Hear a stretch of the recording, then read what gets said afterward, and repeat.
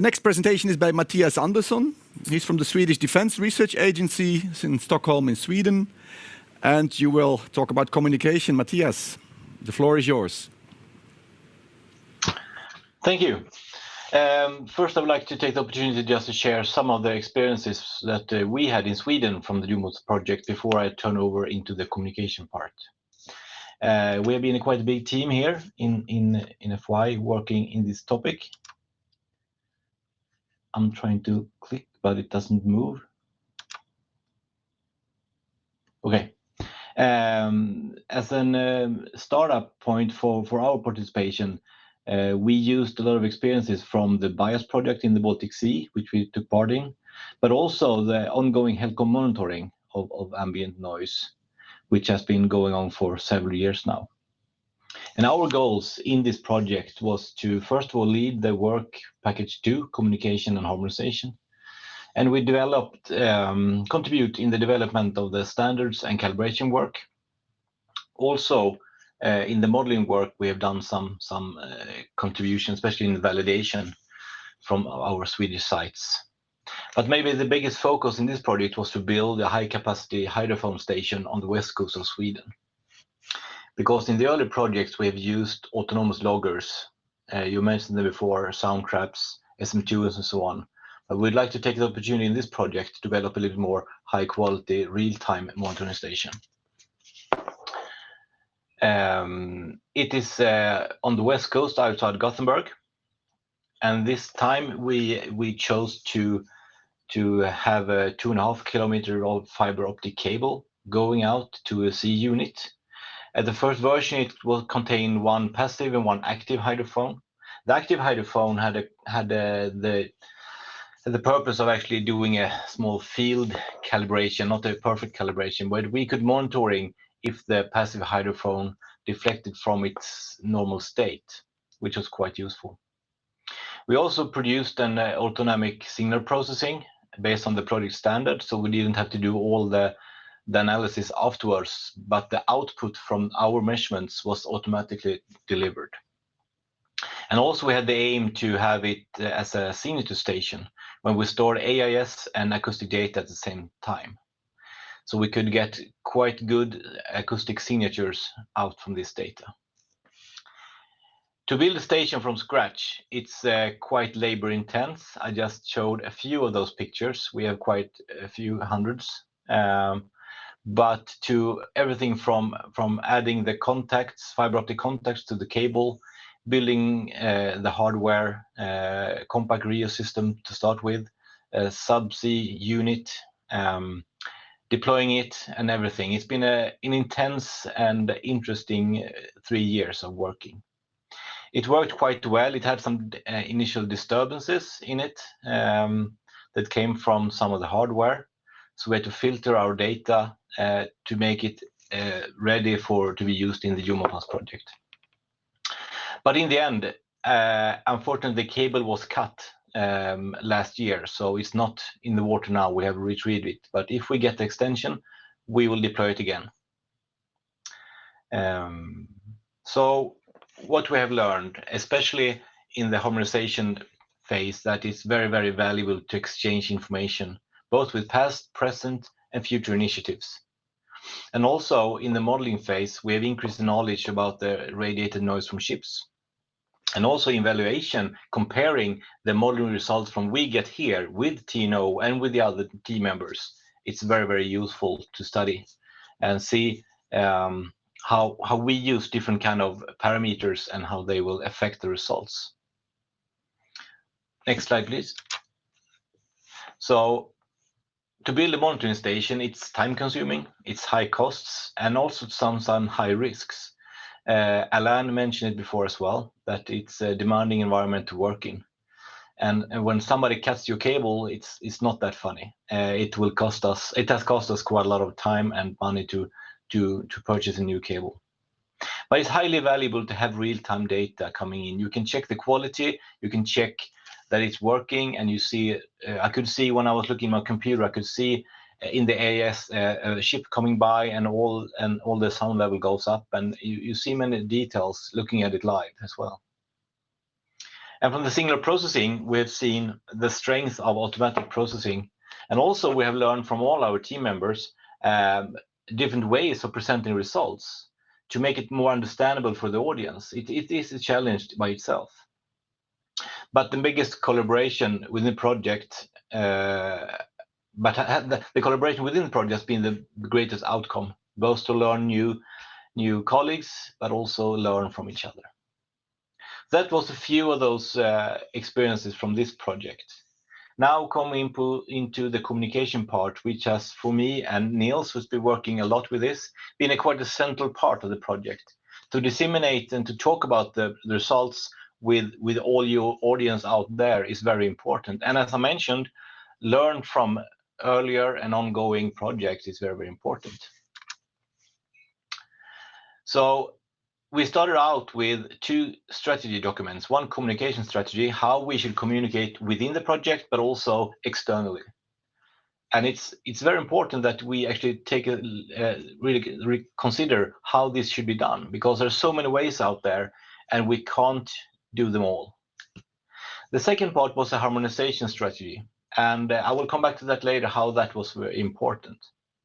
But the other tools we have used in our communication is the website. We had a Twitter midterm about that. We had a newsletter coming out. We had a policy brief at the midterm event. Also, members have taken videos we can upload. Members have been in radios, on TV, and also in articles. Internally, we have developed both templates for report memos and PowerPoints. But for the harmonization and to store the work we have done in the communication, we developed an harmonization sheet, as I call it, which I harassed all the team members almost every meeting to complete. Because when we had an external contact, it could be a workshop, it could be a telephone call with another project coordinator or something else. We wanted to store that to be used in later and also to get the most relevant information. And during the project, we have actually stored minimum of 58 of these efforts, just checking where have we been doing the outreach, what has been useful for us, for which work package, and where can we actually get in contact with people again if we want to have it later on. So you have some data here, and you can see that almost 380 organization was reached as the most in 2020, but more than 500 I think has been reached one way or the other about the JOMOPANS project, and several thousand people has either heard, seen, or got to know about the project, which we are quite happy about. And the website has been one of the central point in sharing information. And you can see the statistics there that it's peaked in 2019. 20, we could see maybe some COVID effect there, that people had to shift a little bit of interests. And 2021 it's just halfway there. But we hope to continue this, and especially after this end workshop, we hope you can see this as a portal to get your information. It's updated with all the reports, as Niels mentioned, but also newsletters and other interesting stuff. The newsletters is sent out to more than 300 participants, and it will be a last newsletter now after this end workshop to wrap up the story, so to speak. And Niels showed this as well, the pie diagram there about from which country. The big green, he didn't say it, but the big green there was actually the Netherlands. So he has done a good national communication work there. And here's just some of the clips from the media presence we have been doing within the projects. Everything from radio, movies, newspapers, television, and so on. And I would say we've been quite successful in actually getting the message out there. I will end up with almost I have 2 slides left here. And one of the aims in the harmonization project was actually to have a conference where we meet, and we had 9 large monitoring projects sharing information about how they worked, but also what is needed in order to get a good international progress within this topic. And in the end we could agree on a statement of sharing and knowledge and data is very, very important. And international cooperation. Also, in German, there was a nice initiatives in actually doing a multimedia comic, which I really recommend you to go in through the website. It shows some of our German colleagues at BSH, how they work in the field, and also about the environment. I can really recommend that. It was a nice contribution to the communication in this project.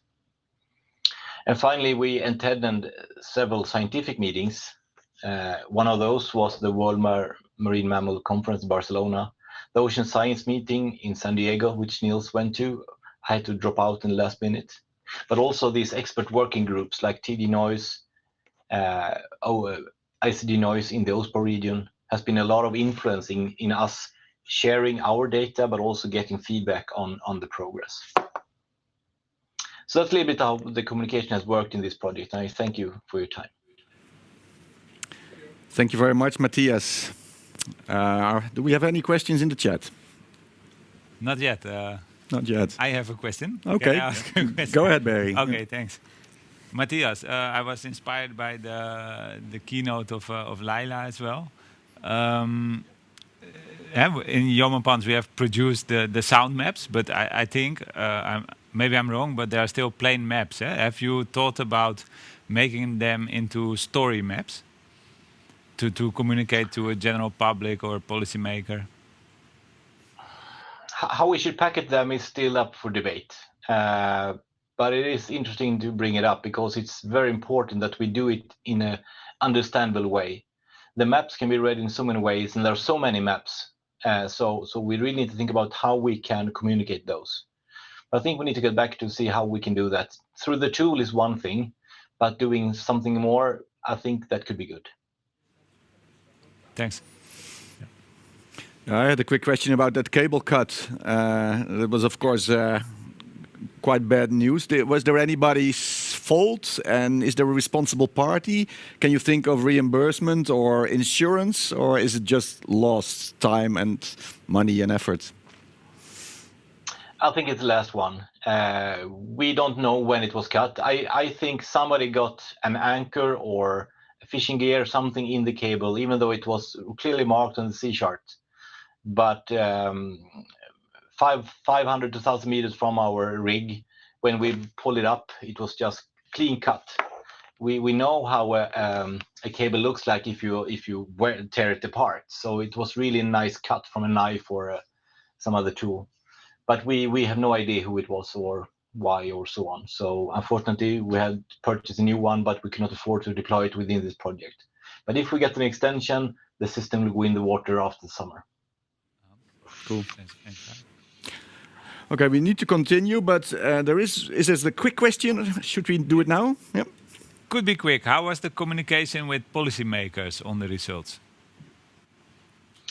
That's been done through the Policy Advisory Board, which Niels has been the chair of. So mainly through there, but also within each country, we have asked the members to communicate with the managers to get the idea first of what you're doing, is that make sense? Is it useful for you? Because that's very, very important that the output that we do here is understandable and useful. As a scientist, we find so many things interesting, but is it useful? That's a different story. Thanks. Thank you, Mathias. Thank you for your presentation and answering the questions, and we see you back after the session.